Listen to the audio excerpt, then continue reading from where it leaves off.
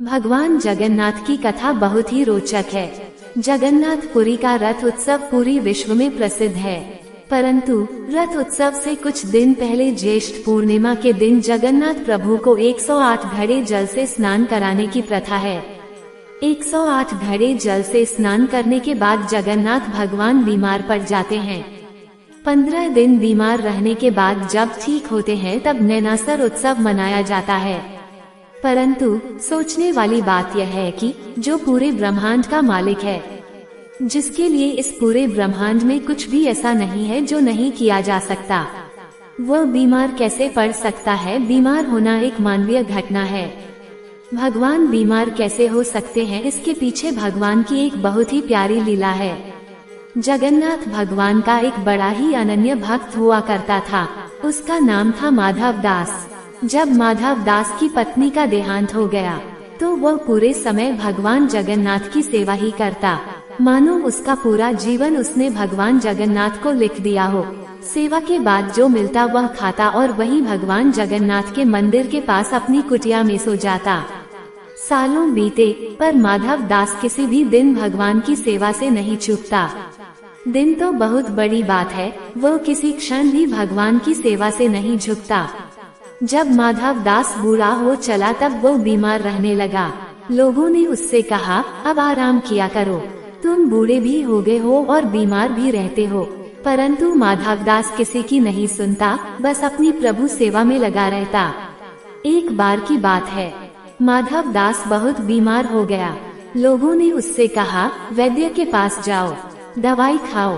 परंतु माधव दास सबसे कहता, जिसके माथ पर हो जगन्नाथ का हाथ, उसे किस बात की चिंता, भगवान है ना, वो सब देख लेंगे, यही कहता और निरंतर अपनी प्रभु सेवा में लगा रहता।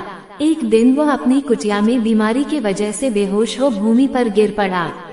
तब प्रभु जगन्नाथ प्रकट हुए। आम मनुष्य भेष में उन्होंने माधव दास को उठाकर चारपाई पर लिटाया। फिर उसके पास रहकर ऐसे माधव दास की सेवा करने लगे, मानो एक माँ अपने नवजात शिशु की करती हो। माथे पर पट्टी देकर उसका ज्वर कम करना, उसे काढ़ा पिलाना। माधव दास बहुत ही कमजोर हो गए थे। उसकी सोचने समझने की शक्ति भी बहुत कम हो गई थी। धीरे धीरे जब माधव दास ठीक होने लगे तो एक दिन उन्होंने भगवान को पहचान लिया। पहचानते ही माधव दास प्रभु के सामने हाथ जोड़कर जोर जोर से रोने लगे। रोते हुए कहने लगे, प्रभु आप ये क्या कर रहे हैं? मैं आपका भक्त हूँ, मैं आपका दास हूँ, आप मेरी सेवा क्यों कर रहे हैं प्रभु?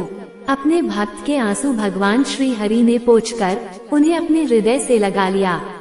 प्रभु के हृदय में लीन होकर फिर कौन सी आस और लालसा बाकी रह जाती है। माधव दास को जीवित होते हुए इसी धरती पर साक्षात वैकुंठ का अनुभव हो रहा था। प्रभु ने उसके पीठ को सहलाते हुए उसे चुप कराया। सुबकते हुए माधव दास ने श्री हरि से कहा, हे प्रभु, हे परमानंद, हे परमात्मा, आप तो त्रिलोक के स्वामी हैं, आप ही नारायण हैं, इस पूरे ब्रह्मांड के मालिक हैं।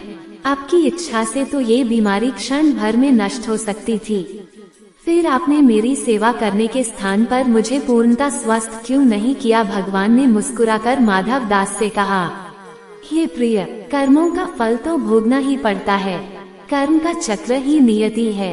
यदि मैं तुम्हें अभी तुम्हारी पीड़ा से मुक्त कर दूं तो भी आगे चलकर तो तुम्हें यह कष्ट भोगना ही पड़ेगा। संसार में जो भी कर्म होते हैं उसके निश्चित कर्मफल भी होते हैं। सृष्टि ऐसे ही चलती है।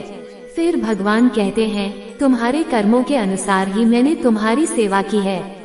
तुमने जितनी मेरी सेवा की है उसका कोई मोल नहीं है। भगवान भी भक्त के प्रेम के भूखे होते हैं।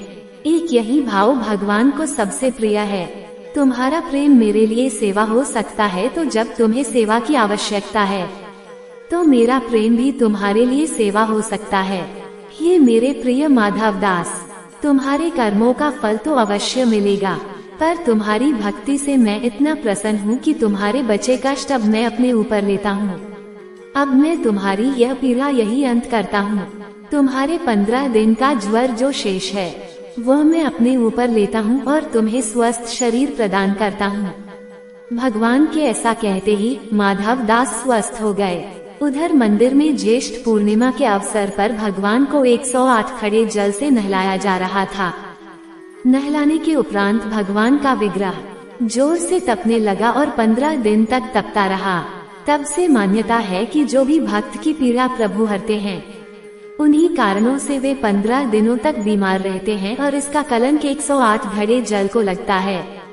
धन्य है वो 108 घड़े एवं जल को प्रभु के लीला के अंग हैं। प्रभु की लीला अपरंपार है। मेरे प्यारे भक्तों, ये भगवान जगन्नाथपुरी का कथा अच्छा लगा हो तो इसको लाइक करके कमेंट में जय श्री जगन्नाथ लिखकर कथा को सब लोगों के पास शेयर कर दो। सब लोग सुने जय जगन्नाथपुरी।